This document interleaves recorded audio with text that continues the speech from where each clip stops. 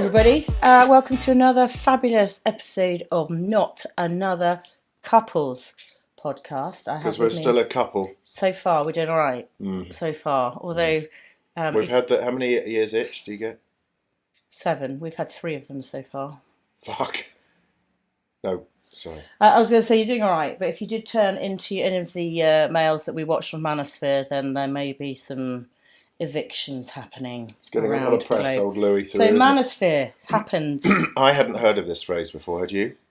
I think probably. What were they called before? You were calling them toxic males. No, but like in the whole, because it's obviously the biggest name in this whole sort of environment, I suppose the only way to call it was Andrew Tate. He was getting obviously a lot of press, so I think I've seen... He couldn't get hold of him, could he? Press stuff with his name, obviously, when he first got launched or became massive, and everybody was talking about him and the sort of toxicity or controversial sort of aspects of what he was promoting and involved in, allegedly. We're going to put allegedly. Are you? Just in case it definitely was, but you. Allegedly. Okay. So I think, toxic males, manosphere is just this whole, it's all about the man's world, which is why the manosphere, I suppose. Yes. And women being subservient to that, which obviously is a really, really positive thing that I'm really, really behind. Yes, you do a lot of talks about that. Not ever. So a lot of hype came out. I definitely am a massive... Louis Theroux, I think... You've always liked very good. I just like the way that he presents and the way he does these documentaries. In the previous ones, I think he's done about 100 documentaries. I think it was mentioned that everyone has been with really controversial or obscure or weird communities or an individual who does something that we just not in the realms of most people's sort of. But he doesn't go in with an aggressive attitude. No, he's inquisitive. He's almost like a child asking the questions that we all want to ask, but he does it in such a calm, sort of non-threatening way that they relax in his company. I think it also helps that physically he's not a big lad. Well, I mean, aside from the Manosphere thing, he comes in, all the other people he's gone in to see, and obviously the most huge controversial one that he did was Jimmy Savile, which is a whole nother podcast we can talk about another time. But I think because he goes in non-threatening and he's very clever. He's done his research. It's those pregnant pauses. He's very happy to just sit and wait and let them be uncomfortable. Be uncomfortable enough that they have to answer. That's so clever. Well, the main character in the documentary. Well, there was 2, I guess, but HS Flicky Dicky Ticky Tocky. I mean, what a stupid bloody name to start with. I find it really strange for someone who's Ticky Tocky. But someone who's so interested in his persona to come up with a name that isn't I don't know. His name's Harrison. You've got KSI and you got all these other guys that okay. He's just called himself HS. I mean, yes, good thinking. Or HS, just his initials, or just something a bit cooler. But what you did HS at first, Ticky Tocky. Every time someone says it, I just want to laugh. You think it's some sort of children's program. It's like Ticky Tocky Wiki Wiki. At first, when what you realised was that all of them are very good salesmen. So whether you agree or not what they're selling, they are phenomenal at building their persona and sales. Forget the moral issues. No. I just think that's self-belief.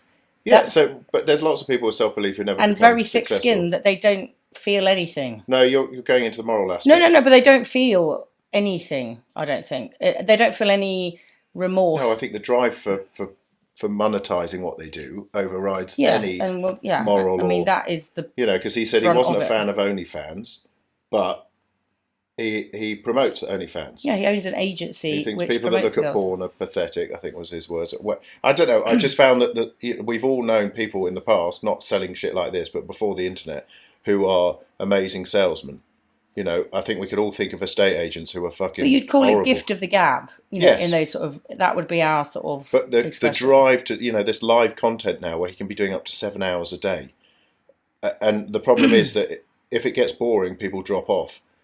So they did that thing with a predator, so-called predator, turn up and they beat the shit out of him, and then he started turning on through. But this is the problem. They start something and then there's other people doing similar things.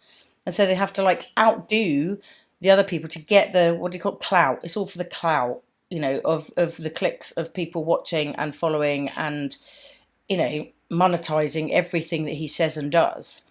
And so they almost forget the real world. Do you know what I mean? They're so in their own little bubble of world that they forget that there are real people in the real world doing Who was the knob real things and have emotions. You know what I mean? It's so emotionless. They're just talking to a phone. Who was the knob that got the women in on the panel in his studio? So that guy. So there's the main guy is HS Ticky Tocky, Ticky Wicky Wocky Flicky Flicky Dicky Nobby. Myron, who I think has just spelt his name wrong. It should be Moron. Yes, I think they made a mistake, didn't they? Yeah, because he is probably the worst. All the little clips and people who've seen it that I've seen have all gone, he is just... But it was very interesting. All of them, so it didn't get clicked up or whatever they called it, were filming through at the same time so that they couldn't edit clips and make him look, which it makes sense. But I was going to say, in the old days, a journalist would come in and interview and they'd have their dictaphone and you would have your recording device, or people would have, or you'd have your agent or someone sitting with you, because they can misquote you.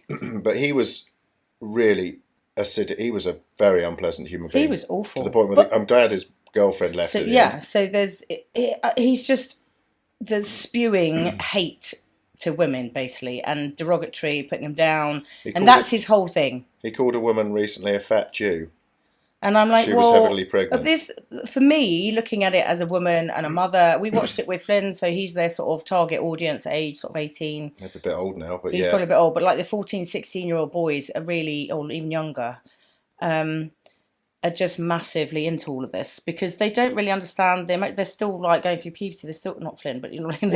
They're looking for role models. They're looking for role models, and all of these guys, interestingly, have come from. There was a trend, wasn't there? Single mother. I don't know about this Moron or whatever his name is, but so HS Tiki Toki and the other guy who was the businessman, Justin Waller. He was so slick. He needed a good punch. Yeah, well, at first, until he made that comment about women have never done anything, I thought if he had an open relationship with his wife, he had kids that obviously he loved. He don't know how much of a front it was, whatever. She knew everything about that. How many people go around having affairs? In the background? I agree with that. And if she's happy with that, before the quote where he said, "Well, you look around. Look around you. What have women built right in front of you?" It's like, you, mate. Mate. All right, mate. Built you. That's what we built. What would your ticky-tocky name be? I would not have a pathetic name like that. Anyway, but no, Justin Waller, again, like you said, he came across as like this sort of successful, and he was very respectful. He's that sort of southern, yes sir, all that sort of yes sir, no sir, all that stuff. I sounded like Cornish then for a bit. Little Cornish. He's actually from Truro. Yeah, he's from Southwest England. All right, my sweet. Sorry, apologies to everybody from that area. That's a really bad accent. He was actually, a bit slick, a bit like Flash, but there's lots of people like that. And like you say, he was open in his relationship. She seemed fairly okay with it, whereas the other ones were going, yeah, she's fine with it. And you could just see them going, no, I'm not. Actually, no, I'm not quite sure. I don't like you talking to me like that. So what I sort of imagined is that Myron is, I don't know. I just think behind the scenes, I almost like want to make it like he has like behind the scenes. He's like, he's like Alan being Partridge. A baby. It's like a whole. No, act. he's being a baby, or he's like got some weird fetish where he dresses as a baby and is babied and mothered because he's so like toxic externally. I just feel like I would love a psychologist or a psychotherapist or whoever analyzes people to watch that and their perspective of. If they had a client come in, or there's typical as a non-psychotherapist or psychologist, you can see that there's definitely. But we listened things that to that highlight. Louis Theroux and Ramesh Ranganathan on his chat show. Ranganathan. Ranganathan. He has Ranganathan as his other radio show. And they were talking about what is a narcissist? They were talking about Theroux, and they say, "Oh, do you listen to all of your reviews?" And he goes, "No, because you're never going to please everyone." And a true definition of a narcissist is that they think that everyone loves them. And this is what these guys have a large element of. But then the other one was, for them as fathers and us as parents, is to install, and I have this, and I remember when I started working up in Mayfair, especially with some of the younger coaches that come on board, is this aspiration that wealth makes you happy, that having a big car and having lots of girls with fake titties running around, it means that you are happy, means that that is fulfillment. And that's what they were saying. It's like, it's still painting this picture that actually fulfillment's not about, okay, you want to be comfortable, but the most thing that brings fulfillment is doing something you actually enjoy and you're good at, and so on. And having friends, having real friends, not fake friends. You know, he did real a Tony friends, Blair, didn't he? People in your HS environment. Ticky Tocky, when he said, "Well, you're racist." No, one of my friends is black, and you're he's a anti-Semitic. Jew. Yeah, well, he's Jewish. I'm like, oh, well And done. well done. Yeah. I thought what was interesting, obviously way they've edited it as well, but this HS Ticky Tocky had his mum in it at the end, and he was talking to her about all women are stupid. She's like, well, you're not talking to women my age. You know, we're not. We like have opinions, and you know. So I think, and he did say earlier in the day, he was at the beginning. We did sort of not like him, but we were like, okay, he's all right. He's just a bit confused of real life and a real job and all that sort of stuff. Yeah. But then it just literally looked like he had a massive tantrum, spat all his toys out the pram at the end. Yeah, I think he felt that he was suddenly becoming belittled by the whole Theroux thing. Because he was on the run. He was in Marbella because he'd run away from a car crash. So he was in Marbella for that reason. So if he came back to the UK, he was going to get charged. So Louis Theroux come back. He did get arrested. Louis Theroux brought that up at the end, and he just went absolutely mental. It was like he wasn't saying you're guilty. It's like, you know, how are you feeling because you're like you've got these lawsuits against you, and he just absolutely spat his toys out the pram. But his mum was saying to him before, they showed a clip of them, well, I don't know how real it was, but of her tidying up and cleaning up before they came round. And she was like, don't be rude, don't show me up, you know, because that's a reflection on me, and, you know, literally being a proper mum. So, but obviously then she went protective mode when Louis Theroux was when he was spitting his toys out the pram. Not Louis Theroux, it's just Ticky Tocky. Or Harrison, as she insisted, that's what he's called. I'm like, yes, he's got a stupid name. But yeah, and then there was another guy called Sneeko. I mean, Flynn knew all of these guys because obviously he's in that sort of world where he's watching Tiki Toki or all these other was a big Trump fan, was he? Was that the one? But he was he was conflict of interest because he was like... He's been allowed back on... He'd been banned from all the social platforms for hate speech. Yeah. But then he's a massive Trump fan, but he's also... following Islam and, you know, all this sort of stuff. So there was very conflicting viewpoints. And then he thought that Sam Smith was being controlled by high powers. By the devil. Yeah, by Satan. Yeah. Yeah. Sam Smith was the devil. Devil reincarnated.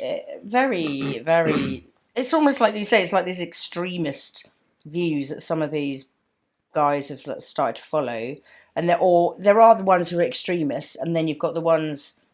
like this HS Tiki Toki who just are purely doing it to make money. Yes. And for me, I'm like, it's very sad because obviously it's a very short window of making money probably, and then people will move on to someone else or something else. Was it Flicky Dicky that had was promoting people to join the trading? Was that him? Yeah, so obviously... Or was that the other guy? No, it was him as well. No, it was him and his other mate, Ed.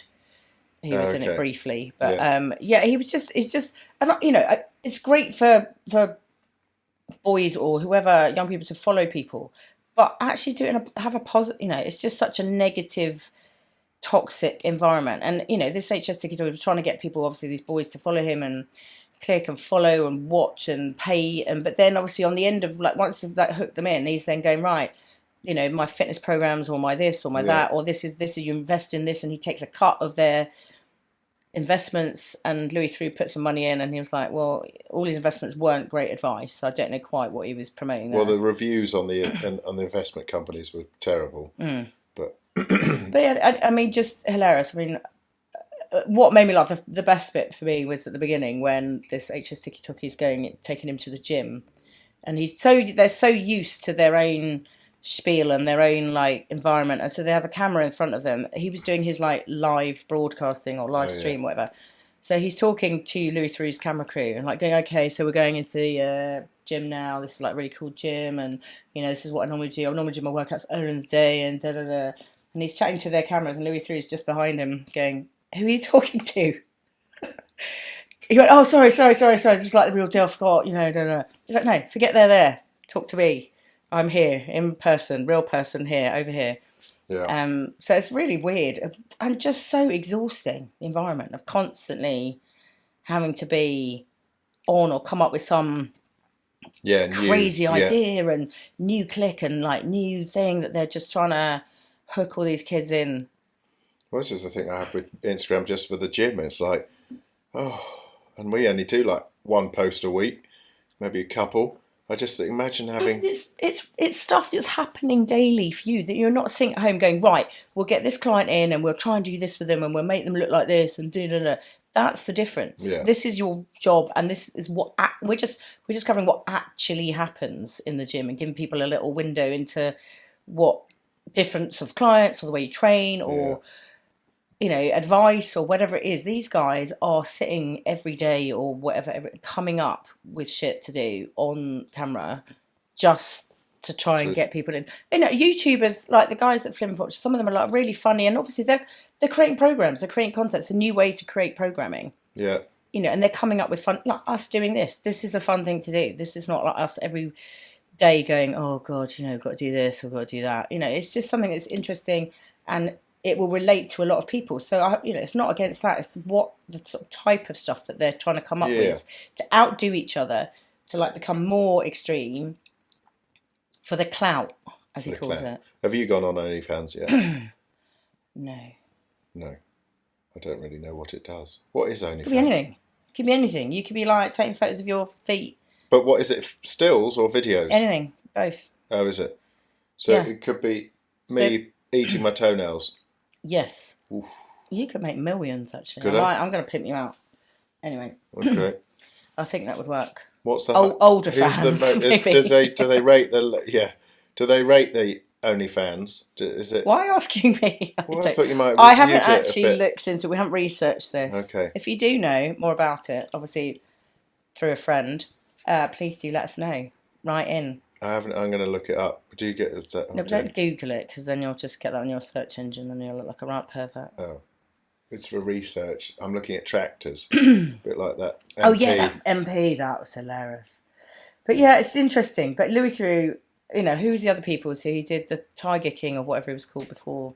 So Joey Exotic, which was just random. He's done like wrestlers or and then porn stars. Did he do Mormons or did he do?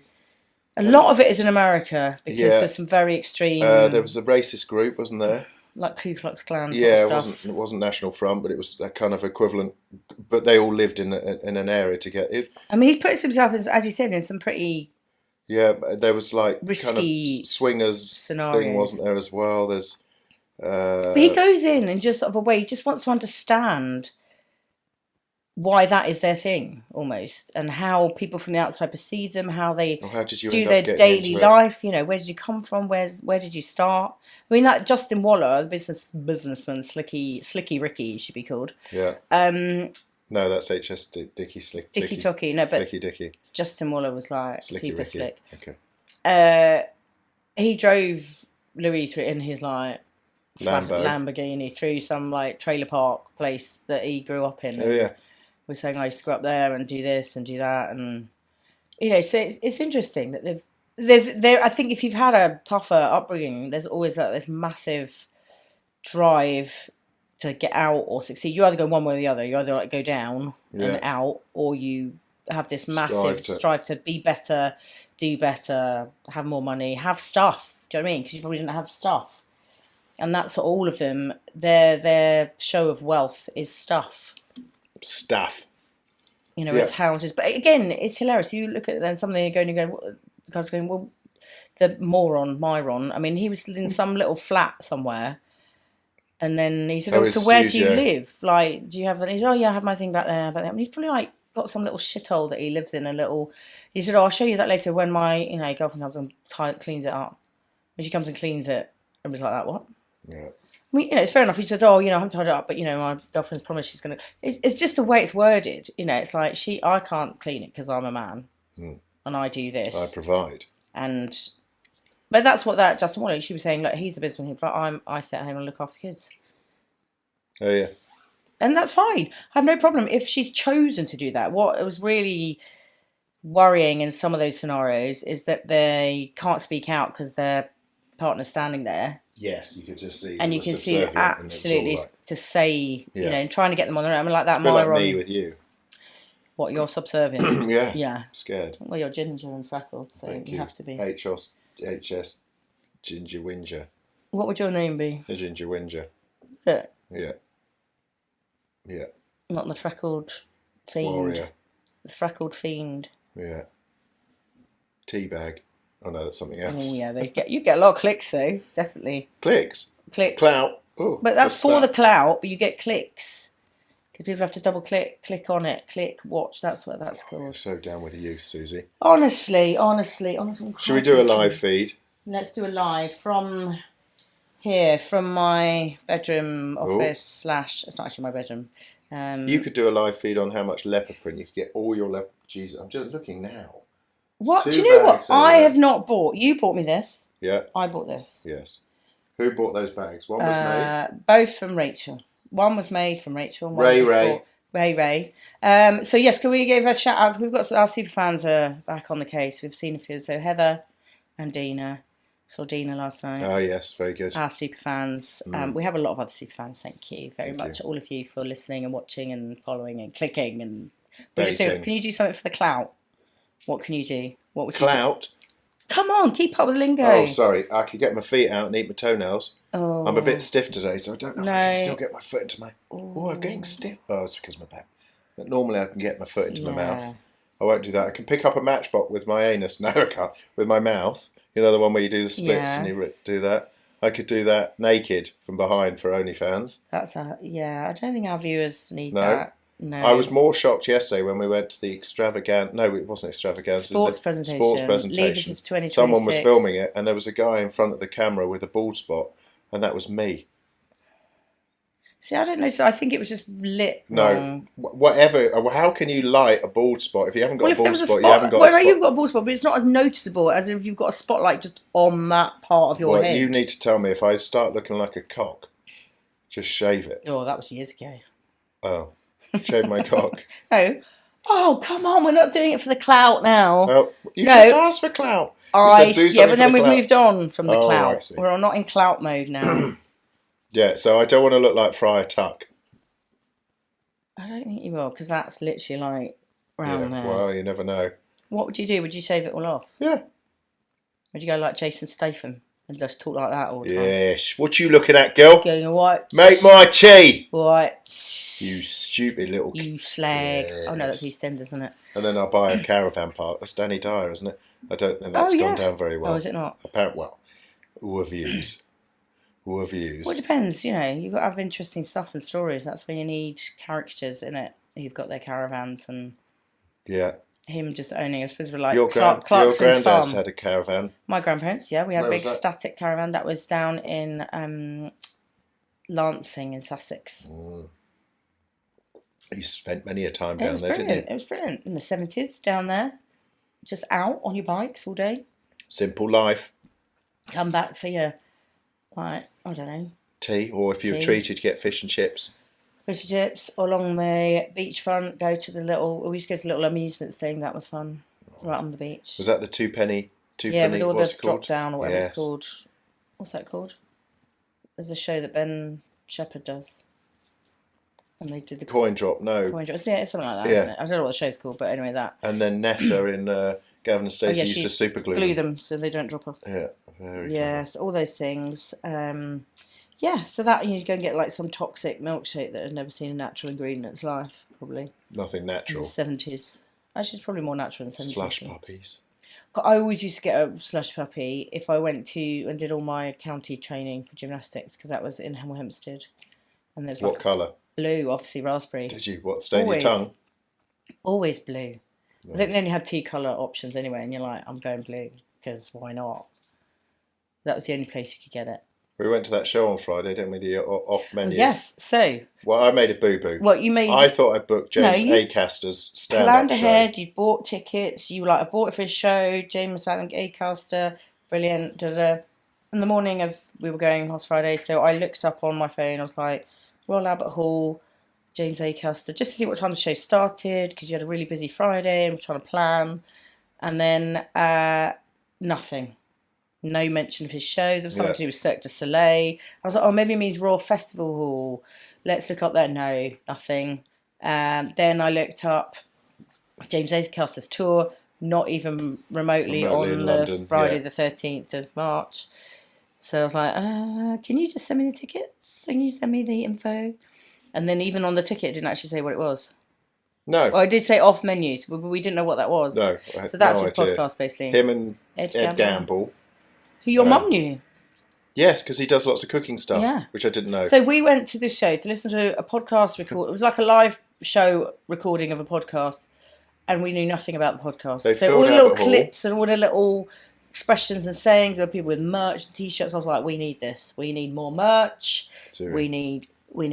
Not another couple. What does that spell out? Not another couples. NOCP. That sounds like a car park. Yeah. But we don't have to have that. We could have, I don't know, National Car Park. Mark's Bits, we used to do. We haven't done that for a bit. Anyway, we need merch, basically. And I was Willy like, March. We need merch. Oh, we need. But there was lots of it. It was packed Friday night. Yes, it was. They, as you said, they kind of stretched it out a bit. Yeah, it was a bit long. And they had a guest comedian talking about I mean, we're not very good at sitting for very long, as you can see. We can just about last enough to do this, probably. But the most important, exciting thing, the chairs. So we were in the stalls that went round in the Royal Albert Hall. And the chairs, this is the most exciting thing I've got from it. Swiveled. You can move like that to face the stage. Rather than getting a crook neck. Or turn away from the stage if you were like, ooh, face the stage. So yeah, they did their little chat and the people in the audience and they read stuff out and silly menus and things like that. And then they had the Aisling Bea on in the after. I keep saying the afternoon in the second half, who's very funny. So they were just sitting doing a sort of podcast chat. And they were doing it for 4 nights, I believe. Yeah, they said it was amazing. And they had different guests on, so she was only on that night. I don't know how old the podcast is. No. Anyway, we're not promoting other people's podcasts because this is ours. But it was a nice night out, wasn't it? We took the motorbike out. Royal Albert Hall on a Friday night. It was so cultural. No, very posh. But yeah, all sorts of people in there. All sorts of people. It was a real eclectic mix. Yes. Was it? There weren't many old people. What do you class as old? 70 plus. No, but I would say it was probably, there was like young sort of cult following people. Yes. And then there was sort of some 40 pluses, I would say. 40 to 60, I would say. Okay. And we're somewhere in the middle-ish. Yes. But yeah, I think a lot of them were younger, like mid-20s, I would say. It's probably their target audience. Yeah, no, it was... But that James Acaster, I was saying, it was so weird watching him perform. Because I've seen him on loads of TV stuff, but I haven't seen him... But he's normally sitting. Yeah, or I haven't seen him in a long, duration, if you like. And he's totally like Ada Edmondson. He's married to Gemma Saunders, who was like Young Ones and all that stuff. His sort of... physical comedy. His voice, when he was obviously in character, and then he's just sort of like... It's like his arms and his legs don't belong to him. He's just like a rag doll. No, it was good. It was good, though. But, different. You've got to try these things. You just don't know. Exactly. And I did a big talk last Thursday. You did a massive talk. Massive, it was. It was. It was massive. It was for... Curzon Cinema. Curzon and Bloomsbury, and it was for RISE. It's all women in broadcasting and audiovisual. So it was an International Women's Day keynote speech. Thank you. Thank you. I was slightly worried, obviously, because my voice is still a bit croaky. That was the only bit that got me nervous. I get excited doing things like that. And the only nervous bit was like, will my voice last the 45 minutes I'm speaking? Normally, it's not a problem. No, that's like a warm-up. Like 45 days of speaking is good. But 45 minutes. But it was all right. I did have a microphone. But you did spit a vocal zone over someone on the front row. So because of my... No, I didn't over them. You did. It popped out of my mouth. Someone has got vocal zones stuck in their hair. It's on the floor in the Curzon Bloomsbury cinema. Because it was dark. I forgot it was a cinema. So I'd got my little flip notes just because my brain can't always remember everything that I want to say. And so I had that on a lectern. But obviously the microphone, I'm moving around because I don't like standing still. Who doesn't like standing still? No. And it's dark. You forget the only lighting really is from a few spots and then the massive screen. Thankfully, my backdrop on my slides was white, so it's really bright. Oh, I see. And But yeah, I put the vocals on. I thought I could keep it because I've got a friend who's a singer and she sings with like a little like albus pastel or something like that, just to keep everything going and clear, and so you don't get blocked and all that sort of stuff. But I am not as proficient. Obviously, I used to it as her, so I'd got this vocal zone thing just to keep my voice good. And I hadn't finished it when I got called up to do it. So I thought I'll just keep it on my mouth, and it got stuck to like my teeth. So we're showing a video montage, so that's good. So everybody's watching the video montage, and I just go like that to push it out of into my mouth. It just pings out my mouth somewhere. Onto the woman at the front row.